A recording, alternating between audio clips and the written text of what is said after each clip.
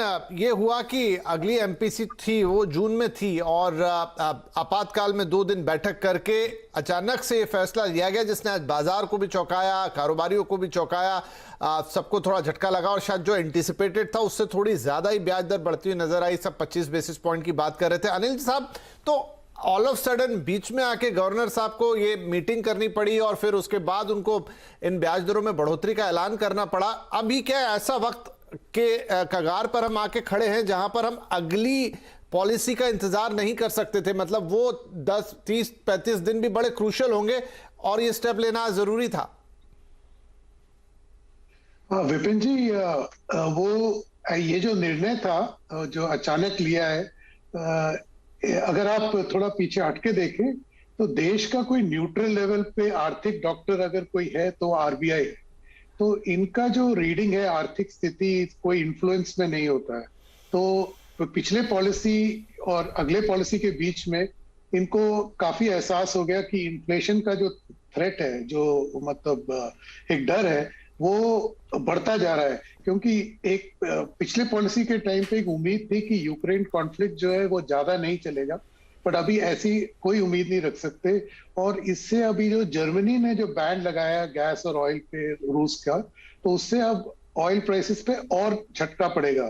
तो अभी $100 पे $110 बैरल तक भी जा सकता है।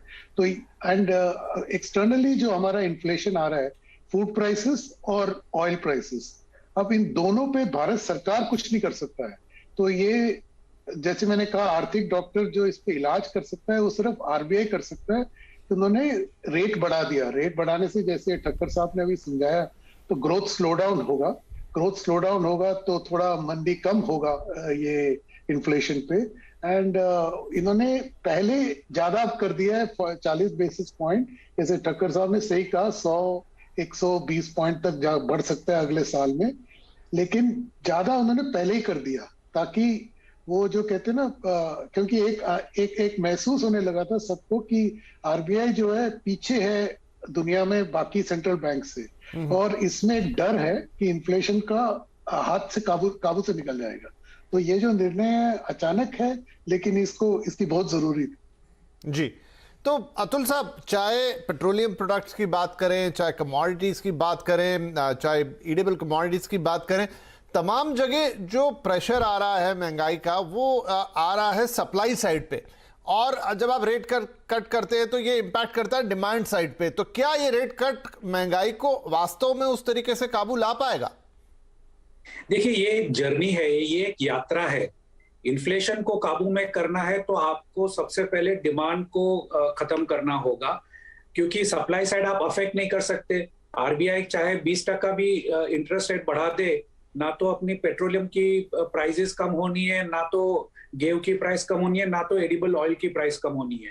तो आरबीआई के पास सिर्फ ये है कि हम डिमांड कम कर देवे।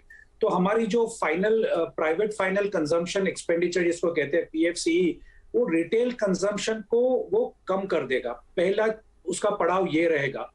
दूसरा पड़ाव ये रहेगा कि आरबीआई की इंटरेस्ट रेट बढ़ने से जो इनपुट कॉस्ट है, टोटल कॉस्ट है, वो मैन्युफैक्चरिंग सेक्टर के लिए, ट्रेडिंग सेक्टर के लिए, इंडिविजुअल्स के लिए, सबके लिए ये बढ़ जाएगी। तो देयर विल बी थोड़ा कॉस्ट पुश इन्फ्लेशन चालू होगा जब तक कि ये प्राइवेट फाइनल कंजम्पशन कम ना हो। तो पड़ाव में 2 पड़ाव आएंगे।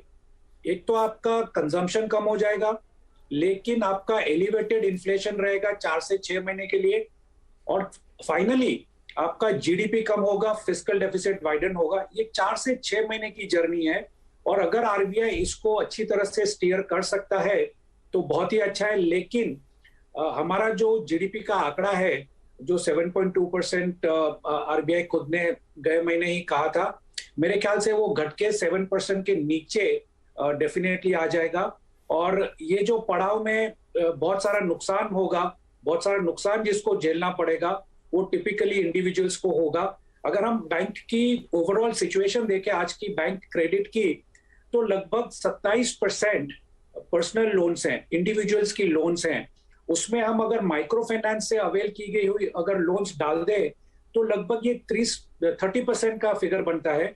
एनबीएफसी का फिगर अभी तक मैंने उसमें जोड़ा नहीं है, जिसका मतलब है कि आज की तारीख में इंडिया की बहुत बड़ी पॉपुलेशन बैंक से, एमएफआई से, एनबीएफसी से लोन उठा रही है, तो इसकी इफेक्ट इमीडिएटली ऑटो सेक्टर के ऊपर, एफएमसीजी सेक्टर के ऊपर, रियल एस्टेट सेक्टर के ऊपर पड़ेगी और इसका इफेक्ट अल्टीमेटली इंडस्ट्री के ऊपर और जीडीपी के ऊपर गिरेगा।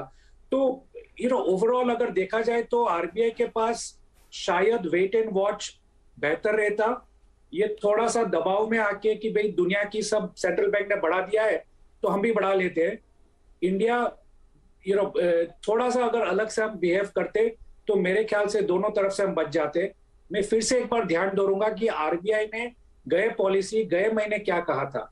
उन्होंने कहा था कि 4 महीने तक इन्फ्लेशन बड़ा रहेगा, 6% से अबव रहेगा। एवरेज इन्फ्लेशन 6.3% की बात की थी।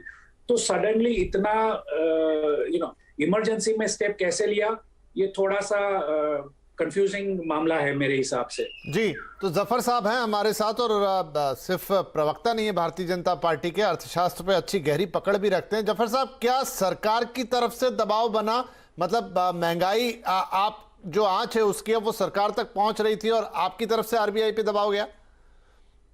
नहीं, देखिए, आरबीआई इंडिपेंडेंट बॉडी है, रेगुलेटर है, वो अर्थव्यवस्था को उससे बेहतर कौन समझ सकता है, लेकिन कोई दबाव, किसी तरह का दबाव नहीं रहता है आरबीआई पर सरकार द्वारा। लेकिन अब डायनेमिक सिचुएशन है, आज के दिन में कोई ऐसा सोचे कि एक बार हमने जो मॉनेटरी पॉलिसी में डिसीजन लिया तो अगली मॉनेटरी पॉलिसी तक लेंगे। अगर सिचुएशन नॉर्मल हो तो समझ सकता है।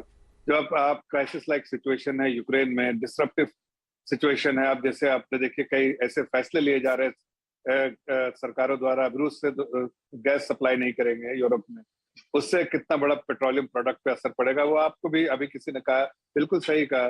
पेट्रोलियम प्रोडक्ट पे आप देखिए जो crude prices more less stabilise होते जा रहे हैं, लेकिन पेट्रोलियम प्रोडक्ट के प्राइसेस जो है बढ़ते जा रहे हैं। गैप बहुत बड़ा बढ़ गया है, इसलिए कि उस पर बहुत अपवर्ड प्रेशर है प्राइस का, कि चाहे वो डीजल हो चाहे पेट्रोल हो, इसलिए कि रिफाइनरी की कैपेसिटी जो है वो कम हो गई है। चाइना ने डिसीजन लिया है, जो चाइना ने डिसीजन लिया उससे काफी जो है दबाव प्राइस पे पड़ गया पेट्रोलियम प्रोडक्ट के।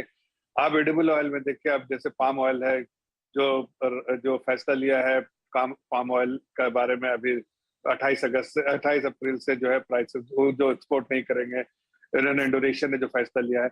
ऐसी कई चीजें हैं जो उसको बहुत बहुत तेजी से सिचुएशन जो है वो इवॉल्व होते जा रहे हैं। इस सिचुएशन में आरबीआई जो है प्रोएक्टिव डिसीजन लेती है, इसलिए कि उसको इन्फ्लेशन भी कंटेन करना है, उसको इंश्योर करना है कि देखिए ग्रोथ में मुझे नहीं लगता है कि इस 40 बेसिस पॉइंट से कोई ग्रोथ में या एक 100 बेसिस पॉइंट ग्रोथ में कोई फर्क पड़ने वाला है, इसलिए कि एक मोमेंटम है इकोनॉमी में। लेकिन और वो जो है मार्केट ने ऑलरेडी डिस्काउंट करके रखा था। ये कह सकते हैं कि लोग सोच रहे होंगे कि नेक्स्ट एमपीसी जून में होगा, उस वक्त जो है डिसीजन लिया जाएगा। लेकिन अगर डायनेमिक्स ऐसे हों कि जिससे लगे कि आज उसके बारे में सोचना चाहिए, तो आरबीआई हिचकिचाती नहीं। ये सरकार में ये खूबी है कि जिस वक्त जो फैसले लेने हैं, कड़वे हो, इम्पोर्टेंट हो, कैसे भी हो, लेकिन अगर देश के अर्थव्यवस्था के लिए सही है, देश के लिए सही है, तो उसको लेने के में कोई झिझक नहीं होती। ये हमारा शुरू से रहा है दस्तूर, और वो आज भी रहेगा और आगे भी रहेगा। मैं ये कहना चाहता हूँ कि देखिए जो आज फैसला लिया है, अगर मैं थोड़ा सा आपको 2-3 चीजें बताऊंगा तो मैं जफर साहब आता हूँ एक रिएक्शन ले लूं सबका। नहीं, मैं और डिटेल में आऊंगा सर आपके पास। मैं उसी रिएक्शन के बारे में एक बात खाली करें, 10 सेकंड लेगा सिर्फ। मैं कहना चाह रहा हूँ कि अगर आप 2013 में देखिए जिस तरह से करेंसी में जिस तरह से एकदम से फॉल आया था, हमारी डिप्रिशिएट हो रही थी करेंसी, वो आज देखिए इस वक्त 200 बेसिस पॉइंट बढ़ाना पड़ा था। आपको याद होगा अगर 2013 में, इसलिए कि करेंसी का भी बोझ था। आज 40 बेसिस पॉइंट बढ़ा, इसलिए कि हमारे बाकी करेंसी में जो है काफी जो है प्रेशर है, लेकिन कम से कम इंडियन करेंसी में जो डॉलर के मुकाबले में ऐसा प्रेशर नहीं था, और इसलिए वो फैसला आज जो लिया है उससे जो है और भी मजबूती रहेगी और जो डर जो है उससे कमी होगी। दूसरी बात जो है कि आप अगर देखिए कि इन्फ्लेशन के लिए, इन्फ्लेशन भी जो है वो फोरकास्ट दिया है, लेकिन अगर उस फोरकास्ट को ध्यान रखते हुए अगर आज की ये जरूरत थी तो मोमेंट थोड़ा सा अगर उसमें जो डिमांड साइड में, कंजम्पशन साइड में थोड़ी सी कमी करनी हो तो वो भी जरूरत है, इसलिए कि आज के दिन में ये जरूरत है, और इसलिए उन्होंने थोड़ा सा 2-3 बार ऐसा हुआ आज। तो थोड़ा देखते हैं, एनालाइज करते हैं। हमारे साथ इंडस्ट्री